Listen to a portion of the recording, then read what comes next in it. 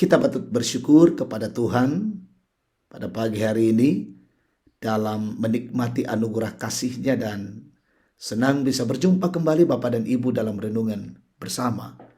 Kita siapkan 1 Raja-Raja 8 ayat 1 sampai 13 bacaan kita di edisi Selasa 16 November 2021. Mari kita berdoa. Bapa yang Maha Kasih, Allah yang kudus, pagi ini kami datang di hadapan hadirat-Mu. Kami mengucap syukur dan berterima kasih untuk setiap anugerah-Mu. Pagi ini kami menyiapkan hati kami untuk diisi oleh firman Allah. Kami mohon Roh Kudus memimpin dan membuka pikiran-pikiran kami, membuka hati kami.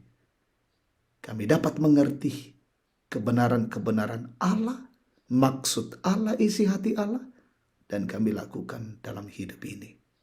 Berfirmanlah ya Bapa, kami siap mendengarkan firman-Mu. Ampuni dosa kami. Dalam Kristus Yesus kami berdoa. Amin.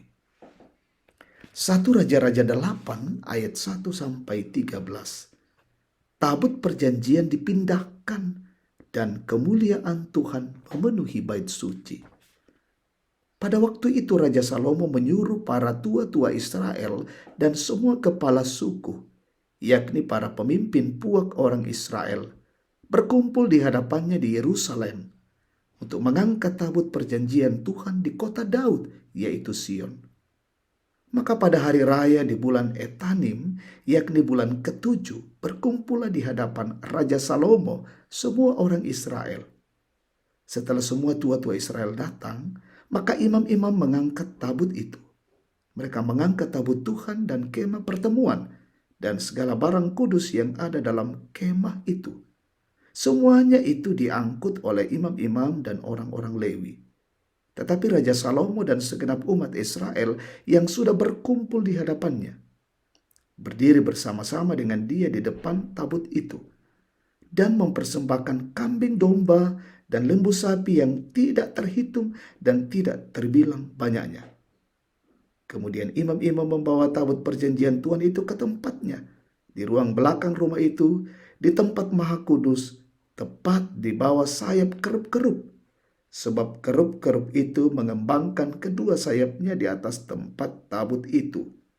Sehingga kerup-kerup itu menudungi tabut serta kayu-kayu pengusungnya dari atas.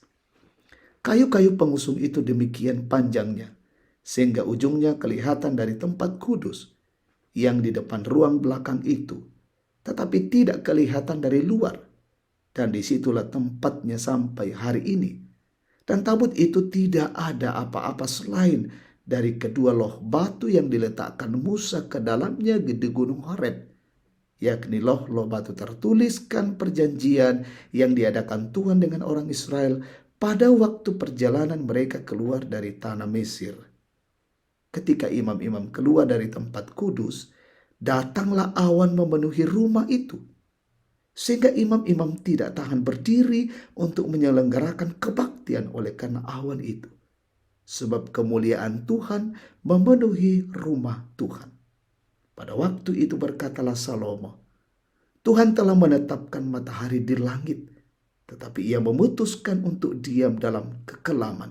Sekarang aku telah mendirikan rumah kediaman bagimu, tempat engkau menetap selama-lamanya. Amin. Hidup untuk kemuliaan Tuhan. Katuang tutontong umpakala bi puang matua. Tema renungan kita hari ini.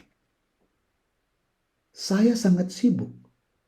Begitulah jawaban beberapa orang anggota jemaat ketika dikunjungi oleh pendeta dan majelis gereja ketika sudah tidak pernah lagi mengikuti persekutuan. Jika kita diajak berkumpul bersama pendeta dan majelis gereja tentang jalan keluarnya, kira-kira apa yang akan kita sarankan? Raja Salomo sedang berusaha memindahkan tabut perjanjian dari Yerusalem ke dalam bait suci di Sion. Jika dipikirkan, sebagai seorang raja tentu ia pasti punya banyak pekerjaan lain yang harus diurusnya. Namun mengapa ia tetap meluangkan waktu untuk perkara ini? Jawabannya ialah bahwa karena Raja Salomo sadar benar bahwa sebagai seorang raja, ia pun diciptakan untuk memuliakan Tuhan.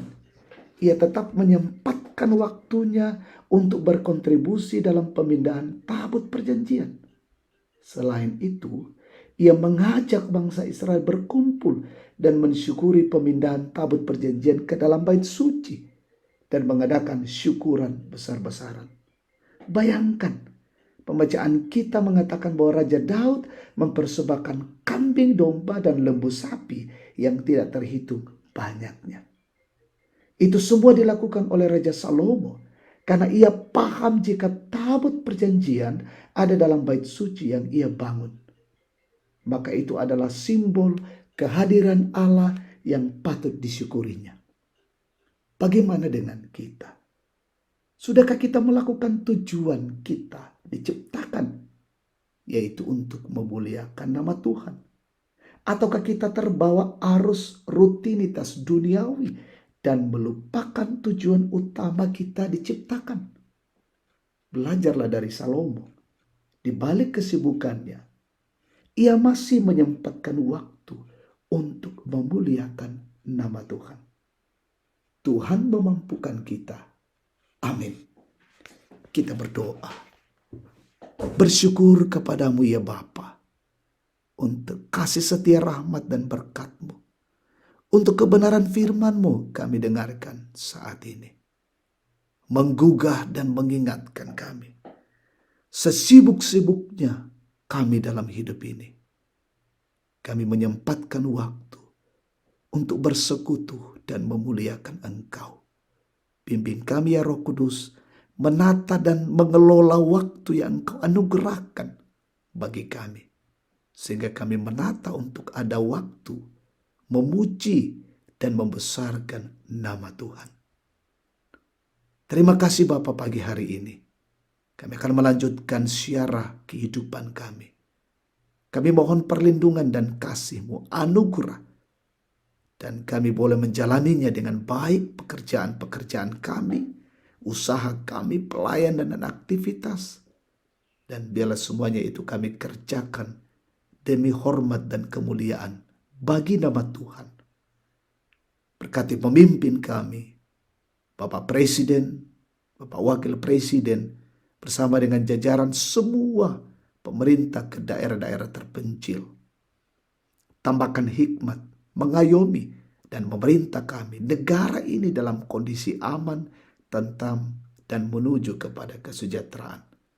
Pemerintah kami menegakkan kebenaran dan keadilan di negeri ini.